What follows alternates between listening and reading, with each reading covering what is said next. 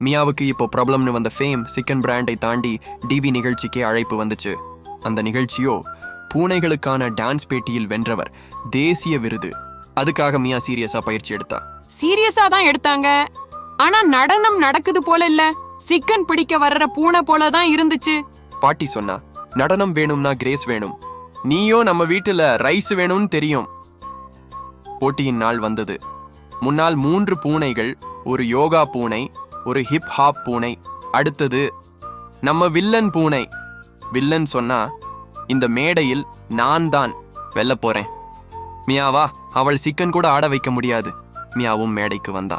1ஆம் பக்கம் அவளோட ஸ்டைல், 2ஆம் பக்கம் சிக்கன் லேக் மாதிரியான மழை ஒலி, 3ஆம் பக்கம் பாட்டி ஜட்ஜ் சீரியஸா உட்கார்ந்திருந்தாங்க.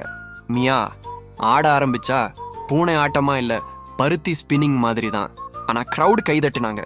வில்லன் ஆட ஆரம்பிச்சா பார்த்தவுடன் ஹீரோயின் சீரியலோட பேக்ரவுண்ட் இசை பண்ண மாதிரி சத்தம்.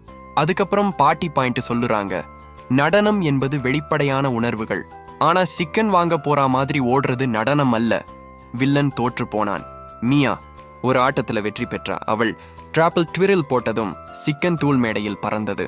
அந்த மேடை சிக்கன் அரவணை மாதிரி காட்சியாய் மாறியது. கடைசியில் பாட்டி அவளுக்கு பட்டம் கொடுக்கறாங்க. இந்த பூனைக்கு பட்டம் வேண்டாம்னாலும் சிக்கன் சாப்பாடாகட்டும். மியா பேசுறா, நடனமா இருந்தாலும் சரி, சிக்கனா இருந்தாலும் சரி, நான் தான் சிக்ஸர் பண்ணுவேன்.